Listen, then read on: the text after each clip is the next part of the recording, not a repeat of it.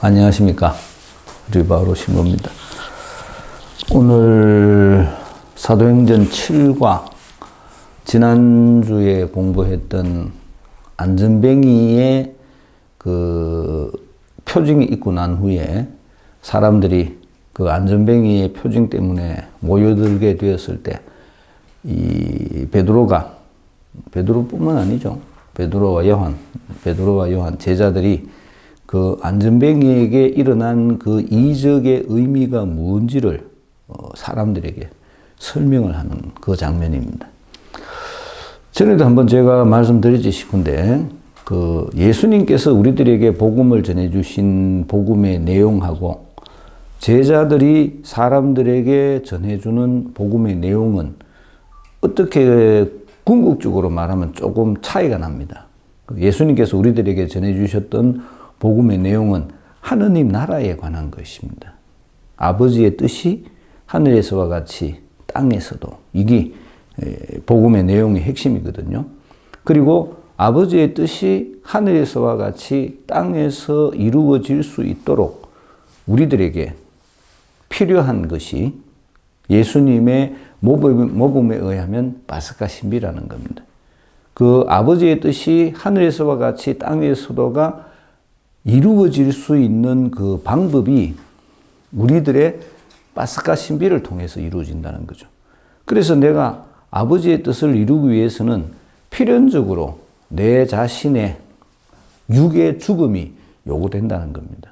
왜냐하면 아버지의 뜻이 영적인 것이기 때문에 그렇습니다. 내 육이라는 것은 그 끊임없이 이기적인 나만을 위한 것이거든요. 그런데 아버지의 뜻이라는 것은 공동체를 위한 것입니다. 그러니까 공동체를 위해서 내가 죽을 줄 알 때 아버지의 뜻이 이루어지는 겁니다. 예수님께서 그거를 우리들에게 보여주신 겁니다. 그 예수님이 단순히 우리 죄를 대신해서 죽었다. 우리가 그렇게 보통 사순절 때 성가에서 그렇게 표현을 하는데 그 예수님의 죽음이 단순히 우리 죄만을 위한 것은 아니라는 겁니다. 예수님께서 우리들에게 그런 모범을 보여주셨다는 거죠. 하느님 아버지의 뜻이 이 세상에서 이루어지도록 하기 위해서 아버지의 뜻이라는 것은 공동체적인 거라는 겁니다. 철저하게 공동의 선익, 공동의 이익을 위해서 내 개인의 이익이나 생각을 죽일 줄 알아야 된다는 겁니다. 그래야만이 아버지의 뜻이 이 땅에서 이루어질 수 있다는 겁니다. 여기 예수님께서 우리들에게 전해주신 예수님의 메시지의 핵심입니다. 근데 제자들의 핵심은, 메시지의 핵심은 조금 다릅니다. 제자들이 사람들에게 전해줬던 메시지의 핵심은 그 예수가 우리의 구세주라는 겁니다. 요거를 강조하는 겁니다. 여기 예수님의 복음과 제자들이 전해주는 복음의 차이점입니다. 제자들이 항상 강조하는 것은 지난번 베드로의 오순절 설교에서도 분명히 드러났습니다만은 제자들이 전했던 복음의 핵심, 캐릭마라 그랬죠. 그 내용은 아주 분명합니다. 너그가 죽였던 예수님께서 다시 살아나셨다. 너그가 죽였던 예수님을 하느님께서 다시 일으키셔서 우리들의 구세주가 되게 해주셨다. 여기 복음의 핵심입니다. 그러니까 베드로는 요 얘기가 하고 싶은 겁니다. 이 안전뱅이가 낫게 된 이유도 우리들의 능력에 의해서가 아니라 이 안전뱅이가 예수님의 복음을 받아들였다는 겁니다. 예수님을 구세주로 받아들였다는 겁니다. 그래서 그에게 그런 이적이 발생하게 된 것이다. 핵심은 내 능력이 아니고 안전뱅이가 받아들였다는 겁니다. 요거를 잘 이해를 해야 됩니다. 보통 사람들은, 세상 사람들은 자기가 믿음을 가지고 있다는 것을 표현하는 방법이 쉽게 말해서 절대자에게 정성을 드리는 거라고 생각합니다. 절대자에게 정성. 그래서 사람들은 갓바위에 매일매일 올라갑니다. 매일. 갓바위 가보셨는지 모르겠습니다만 굉장히 힘들거든요. 근데 그 갓바위에 매일 올라가서 절을 합니다. 1000배. 그게 자기가 부처님에게 드리는 정성이라고 생각합니다. 내가 이렇게 정성을 드리면 부처님께서 내 정성을 보고 감동하셔서, 하는지 잘 모르겠지만 감동하셔서 내가 원하는 소원을 이루어 주신다. 그게 보통 사람들이, 세상 사람들이 생각하는 종교의 개념입니다. 근데 그리스도교는 전혀 상관이 없습니다. 그리스도교에서는 내 정성이 아무 상관이 없습니다. 그러면 너는 뭐 하는데? 내가 예수님의 복음을 받아들이는 겁니다. 그리스도교에서 내가 할 수 있는 것은 한 가지밖에 없습니다. 예, 아니면 아니요. 요것만 내가 할 수가 있습니다. 내가 정성을 들이는 게 중요한 게 아니고 내가 마음을 열고 예수님의 복음을 받아들이는 게 중요합니다. 그 예수님의 복음이 내 속에 들어와서 내 속에서 작용을 합니다. 그래서 그 예수님의 복음이 나를 변화시키는 겁니다. 나를 예수님의 복음에 따른 삶을 살 수 있도록 변화시켜주는 거예요. 그래서 그리스도교에서는 제일 중요한 게 정성이 아닌 변화입니다. 변화. 부활이 변화입니다. 내가 이 세상에 살아있으면서 예수님의 복음에 의해서 예수님의 부활을 경험하는 겁니다. 뭐를 통해서? 나의 변화를 통해서. 여기 그리스도교의 메시지 핵심입니다. 그렇기 때문에 안전뱅이가 일어서서 뛰었다. 이 말의 의미는 뭔가 하면 이 양반이 복음을 받아들여 가지고 변화되었다. 요 말이 하고 싶은 겁니다. 사람들은 기적이라는 것을 추구하거든요. 근데 기적이라는 것은 보통 나는 가만히 있고 내 주위에 있는 세상이 달라지는 거라고 생각합니다. 환경이 달라지고 내가 전혀 예상치 못했던 일이 내한테 일어나고 이런 거를 기적이라고 생각합니다. 근데 그런 일이 되겠습니까? 진짜 기적은 내가 변화되는 것. 내가 예수님의 가르침에 따라 내 삶이 달라지는 것. 그게 기적입니다. 그리고 그게 그리스도교가 추구하는 부활의 삶입니다. 내가 다른 사람이 되었다. 성경에 나오는 예수님 복음서에 나오는 많은 어떤 여러 가지 비유들, 비유라기보다는 그 이적들을 보면 하나같이 그런 변화를 얘기해 줍니다. 그거를 사람들은 표징이라고 말하고 기적이라고 말하는데 실제적으로는 그것들이 그 사람에게 일어난 변화입니다.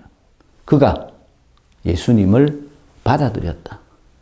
그리고 그에게 그런 변화가 일어났다. 요거를 얘기를 해주는 겁니다. 궁극적인 거는 내가 예수님의 가르침을 받아들이는 겁니다.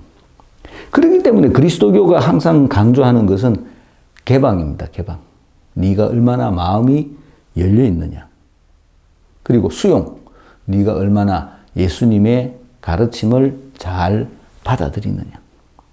네가 얼마나 마음을 열고 예수님의 가르침을 받아들여서 그 예수님의 가르침에 따라 살아가느냐. 여기 핵심이지.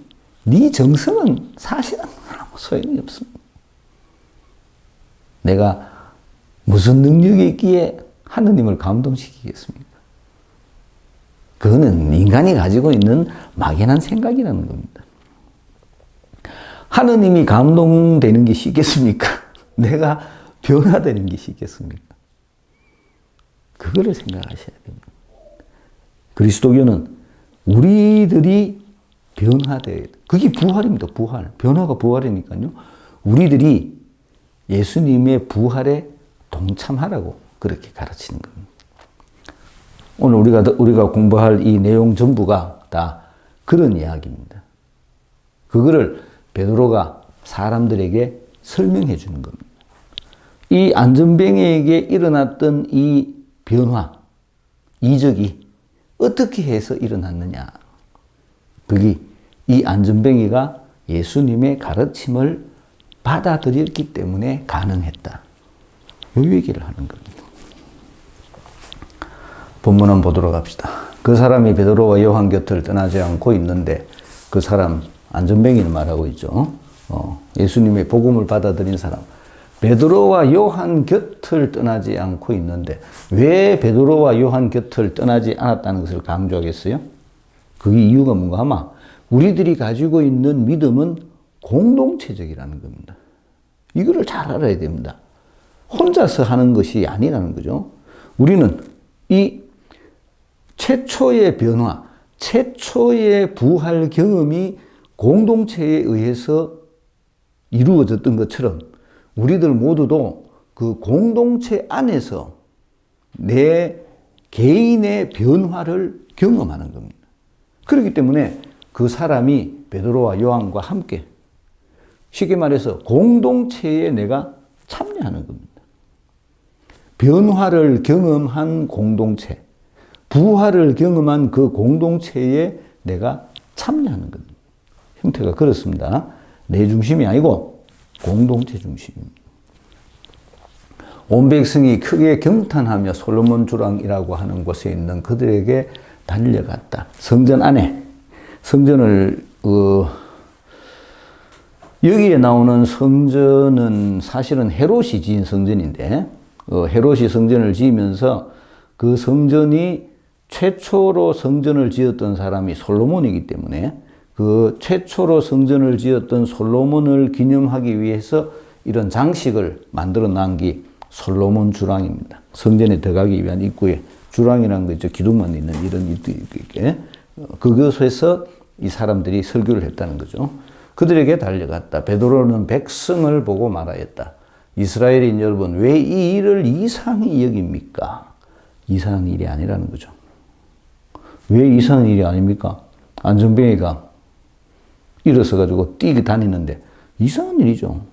근데 실제적으로 우리들의 시선이 그 앉아있던 안전뱅이가 일어서서 뛰었다는 것만 보기 때문에, 이적만 보기 때문에 우리 눈에는 이상한 일로 보인다는 겁니다.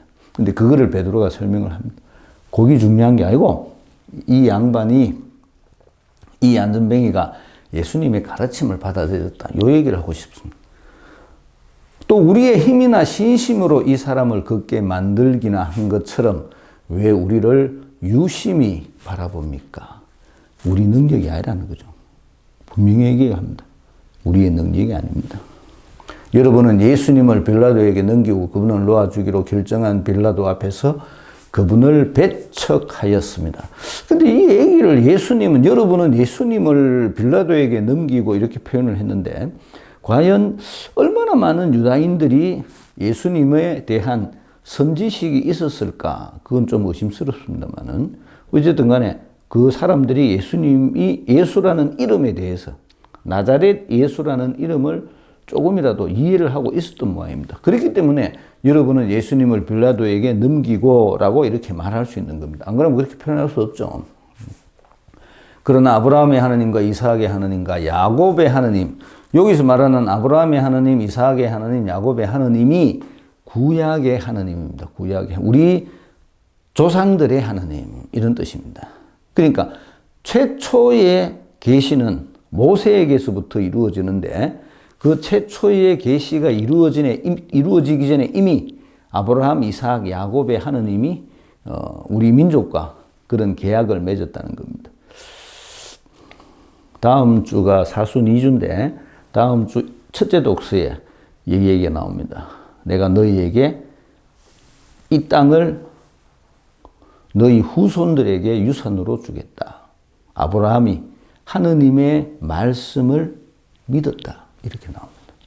믿었다는 말도 믿었다라는 단어 자체가 그 믿음이 내한테서부터 좀 이상한 얘기인데, 내가 뭔가를 정해놓고 하나님이 이거를 해줄 것이다라고 이렇게 믿는 게 아니고, 우리 믿음의 근거는 하나님의 말씀입니다.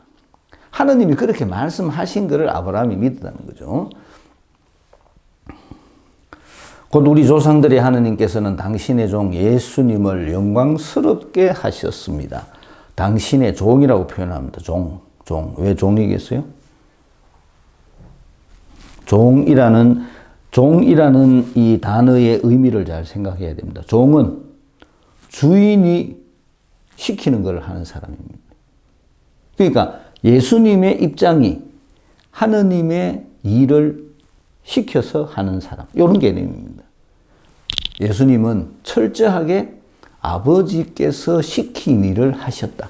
요거를 강조하기 위해서 당신의 종이라고 표현을 한 겁니다. 여러분은 거룩하고 의로우신 분을 배척하고 살인자를 풀어달라고 청한 것입니다. 두 개가 대비죠. 거룩하고 의로우신 분, 그리고 살인자. 너가 얼마나 어리석냐, 이 얘기 강조하려고 합니다. 여러분은 생명의 영도자를 죽였습니다. 그러나 하나님께서는 죽은 이들 가운데에서 그분을 다시 일으키셨고, 우리는 그 증인입니다. 여기 핵심입니다. 요 문장이 15절 문장이 생명의 영도자를 죽였습니다. 그러나 하나님께서는 죽은 이들 가운데에서 그분을 다시 일으키셨고, 우리는 그 증인입니다. 세 개로 나눠져 있는 문장이, 잘 보십시오. 여러분이 했는 일은 뭡니까? 죽였다는 겁니다. 여러분은 죽였고, 그 다음에 하느님은 다시 살리셨고, 그리고 세 번째, 우리는 증인이라는 겁니다. 여러분은 죽였습니다. 그 여러분들이 했는 일입니다. 두 번째로, 하느님께서 살리셨다는 겁니다. 우리는 여러분들이 죽였고 하느님께서 살리신 것을 우리는 봤다는 거죠. 그래서 증인이라고 표현하는 겁니다.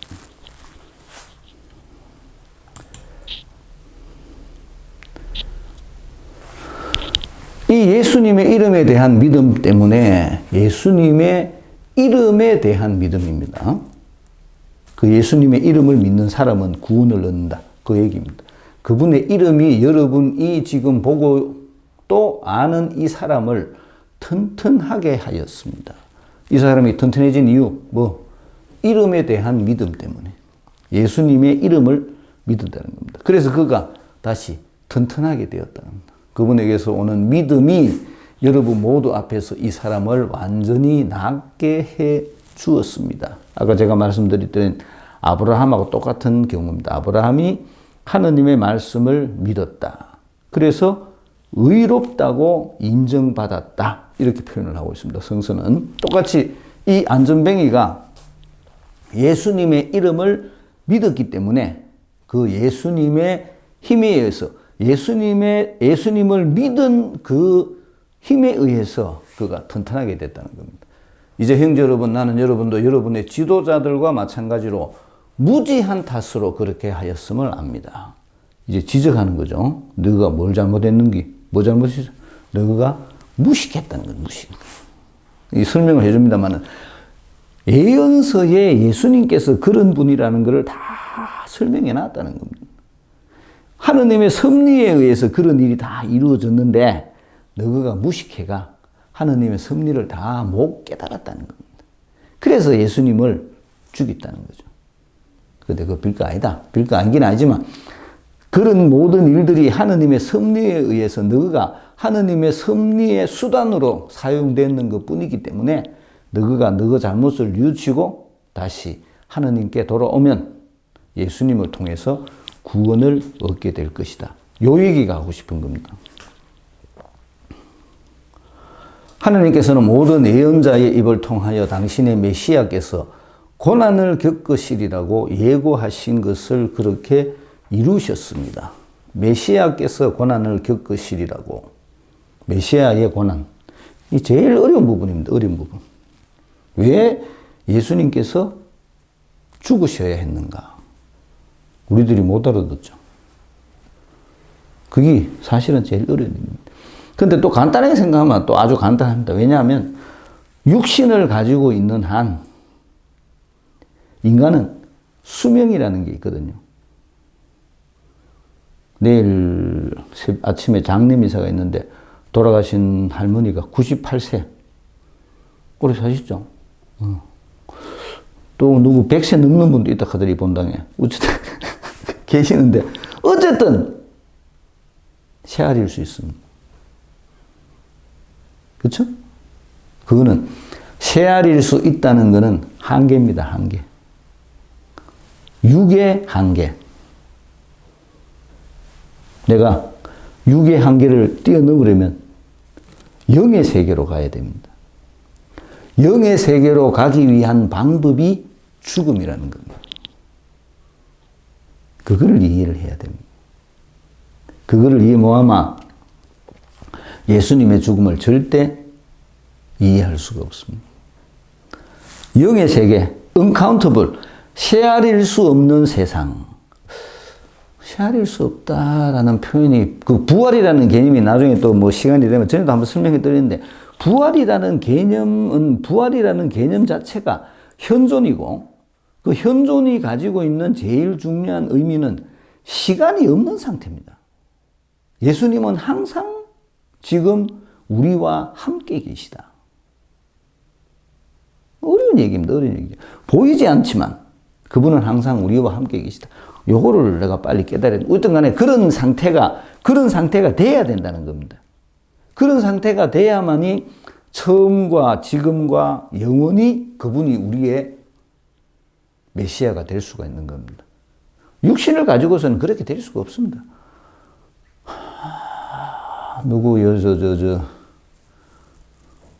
그 머리 깎고 뭐 김용욱인가 도울인가 뭐 하는 사람 있잖아요.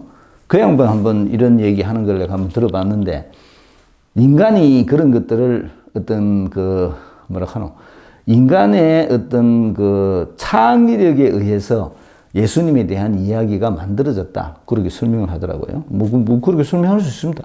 그런데 어쨌든 간에 인간이 그런 창의력에 의해서 예수님의 죽음과 부활을 누군가가 만들었다 치더라도 그 예수님의 죽음과 부활이 가지고 있는 진정한 의미는 인간이 가지고 있는 영원성에 대한 갈망이라는 겁니다.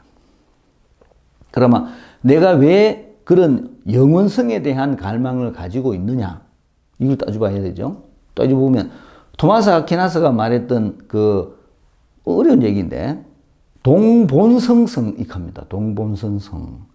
인간이 하느님하고의 본성의 어느 한 부분을 같이 공유하고 있다는 겁니다. 그래서 끊임없이 육신을 가지고 있지만 육신을 가지고 있는 자기를 뛰어넘어서 영원회로 가고자 하는 욕구를 가지고 있다는 겁니다. 초월신학익합니다. 굉장히 어려운 얘기인데 어쨌든 간에 그런 얘기들을 합니다. 우리들이 그런 걸 가지고 있다는 거죠. 내가 육이 가지고 있는 한계를 나도 안다는 겁니다. 그래서 내가 육을 뛰어넘고자 하는 욕구가 내 속에 있다는 겁니다. 잠재되어 있다는 겁니다. 근데 우리들이 너무나 바쁘게 이 세상적 가치를 추구하다 보니까 너무나 바빠서 내 속에 그런 욕구가 있다는 것조차도 잊어버리고 산다는 겁니다. 20세기 초에 뭐 이런 철학자인데 버틀란트 러셀이 그런 요만한 책이 있는데, 이게 뭔가 하면 게으름에 찬양하는 책이 있어요. 우리 보고 한 소리가, 그 책에 저 철학자가 하는 소리가, 인간 보고 하는 소리가, 니 좀 깨어나라. 니가 깨어나야 찬양한다. 우리도 마찬가지입니다. 사실은 좀 깨어나야 됩니다. 깨어나야만이 내 속에 있는 그런 본능을 내가 깨달을 수가 있는 겁니다. 어쨌든 간에 그런 것 미리 얘기해 놓으셨다는 겁니다. 그러므로 회개하고 하느님께 돌아와 여러분의 죄가 지워지게 하십시오. 요 말이 핵심입니다. 아까 앞에 봤던 너그가 죽이고 하느님께서 살렸고 우리가 증인인데, 너그가 거기에 동참하기 위한 방법이 회개하고 하느님께 돌아와 여러분의 죄가 지워지게 해라. 요걸 해라는 요걸. 회개하고 하느님께 돌아와. 이건 뭡니까? 예수님을 받아들이라는 얘기. 그러면 다시 생기를 찾을 때가 주님에게서 올 것이며 주님께서는 여러분을 위하여 정하신 메시아 곧 예수님을 보내주실 것입니다. 미래형이 되죠. 미래형. 왜냐하면 예수님께서는 나중에 이 세상 마지막 날에 우리들에게 오실 것이기 때문에 그렇습니다. 물론 이 예수님께서는 하나님께서 예로부터 당신의 거룩한 예언자들의 입을 통하여 말씀하신 대로 만물이 복원될 때까지 하늘에 계셔야 합니다. 만물이 복원될 때까지. 이것도 재밌는 얘기인데 이것도 굉장히 긴 이야기가 필요합니다만, 그러면 현재 지금은 만물이 부서졌다 소리죠. 만물이 부서졌다. 만물이 부서졌습니다. 뭐로 인해서? 아담의 죄로 인해서 만물이 부서졌다는 겁니다. 그러니까 예수님께서 오셔서 이론적으로는 아담이 부순 그 만물을 복원시켜 줬는데, 이제 남아있는 나머지 모든 창조물들이 예수님을 구세주로 받아들일 때 이 만물이 복원된다는 겁니다. 거기 완성입니다. 완성. 오메가 포인트. 마지막 날. 심판. 최후의 심판. 예수님의 재림. 그때까지 하늘에 있어야 된다는 거. 다시 올 때까지. 그게 우리들 속에서 그런 일들이 이루어져야 된다는 거죠.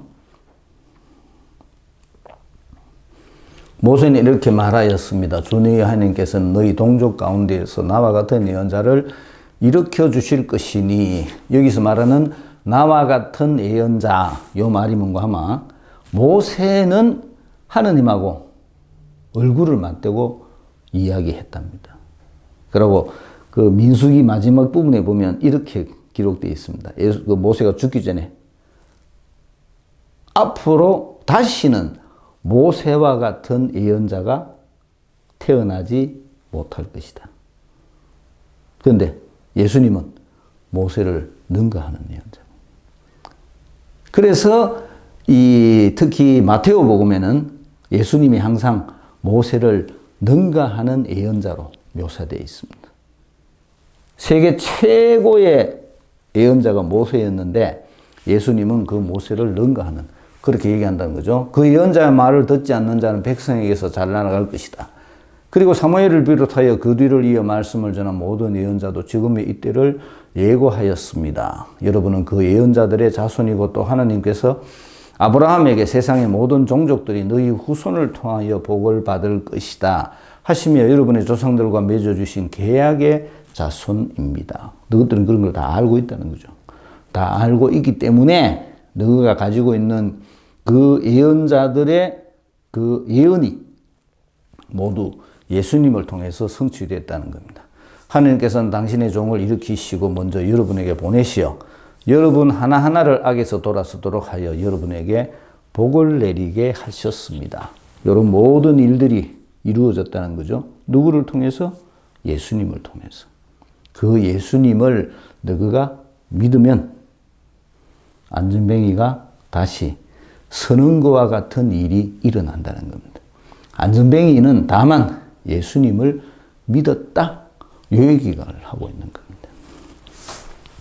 아까 중요한 거 두 가지 말씀드렸는데 그것만 잘 기억하시면 됩니다. 밑에 나오는 15절에 있는 여러분은 죽였고 하느님께서는 다시 살리셨고 우리는 증인이고, 그리고 너희들이 회개해서 다시 이 예수님을 믿으면 구원에 참여하게 된다. 그 얘기를 합니다. 베드로의 설교 3장 11절에서 26절 솔로몬 주랑 베드로의 설교 왜 우리를 보느냐. 예수님을 영광스럽게 죽였다. 하느님은 다시 일으켰다. 우리는 증인. 예수님에 대한 믿음 때문에 낫게 해주셨다. 무지한 탓으로 그렇게 예고하신 것을 이루신 것. 예언자들이 예고한 시간. 이렇게 질문들이 되어 있습니다.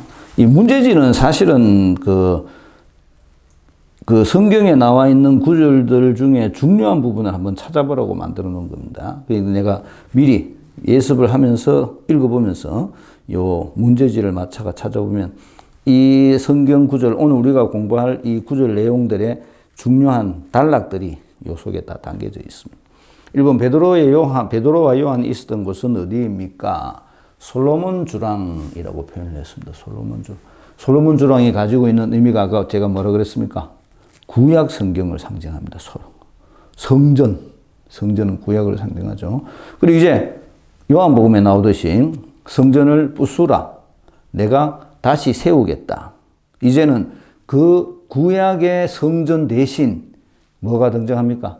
예수님의 공동체가 등장한다는 거예요. 예수님의 공동체. 그거를 강조하기 위해서 솔로몬 주랑이라는 걸 얘기를 하죠. 이번 백성의 행동과 하나님의 행동을 비교해 봅시다. 13절에 백성의 행동은 뭡니까? 예수님을 빌라도에게 넘기고 그분을 배척했다. 그렇지만 하나님께서는 예수님을 영광스럽게 해주셨다. 너희는 죽였지만 하나님께서는 그를 일으키셨다. 항상 요걸 얘기합니다. 3번 베드로는 자신이 어떤 일의 증인이라고 말합니까? 똑같은 얘기죠. 여러분은 생명의 영도자를 죽였고 하나님께서는 그를 다시 일으키셨고 우리는 그 증인이고 그렇게 똑같은 얘기입니다. 앞에 있었던 얘기가 마찬가지입니다. 여러분들은 죽였고 그리고 하나님은 일으키셨고 우리는 증인이고 그 얘기를 하는 겁니다.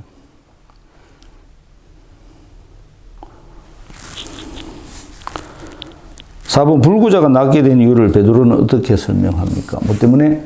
예수님의 이름에 대한 믿음 때문에 예수님을 믿었기 때문에 그가 다시 살아났다. 5번 백성들이 그러한 행동한 원인을 베드로는 어떻게 설명합니까? 뭐 때문에? 무식해가지고 어떤 무지한 탓으로. 너가 구약을 열심히 공부하는 척 하지만 실제로는 잘 모른다 이 소리입니다. 그래서 무식해가 예언서의 말씀들을 못 알아들었다. 그래가 예수님을 죽였다. 6번 백성들의 죄가 주어지게 하는 방법은 무엇이라고 말합니까? 회개하고 하나님께 돌아와 여러분의 죄가 지워지게 하십시오.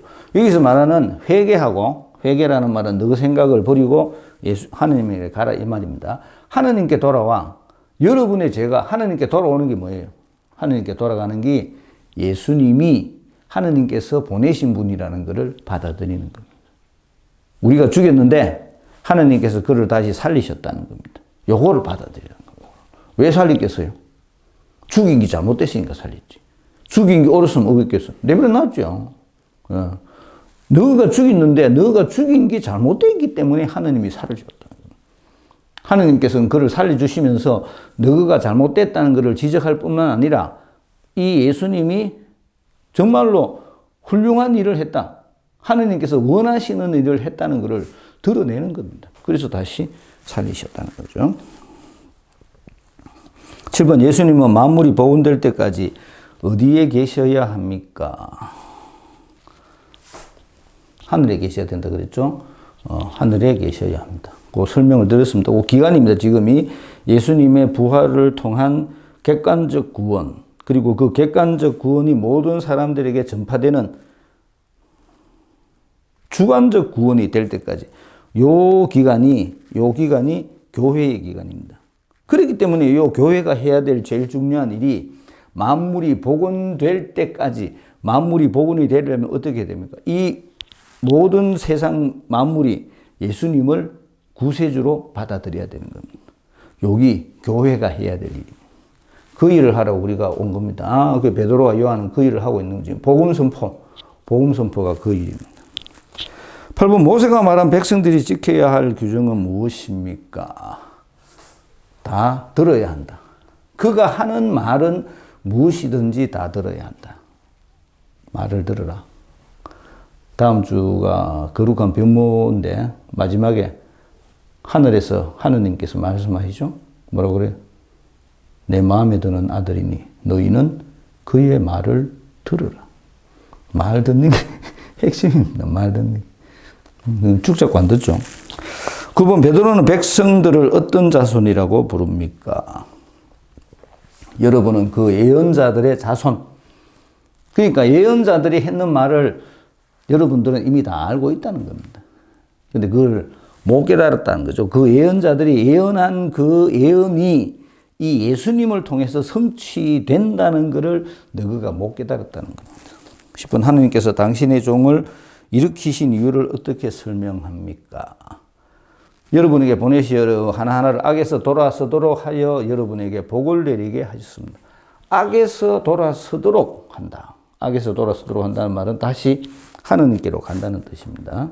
여러분들이 하느님께로 가서 하느님 안에서 구원을 얻게 하려는 것이다. 베드로가 그거를 설명을 합니다.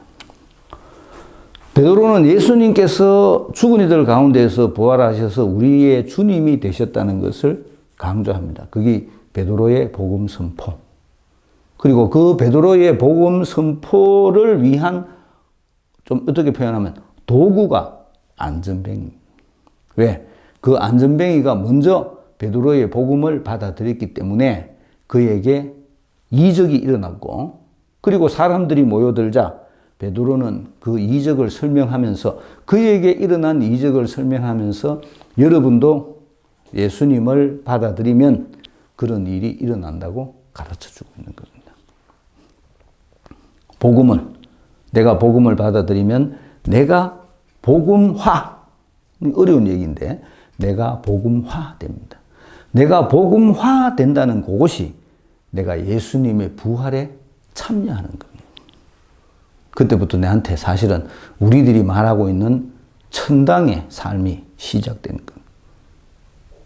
마음을 열고 예수님 복음을 받아들이도록 그렇게 합시다. 마치겠습니다. 안녕히 계십시오.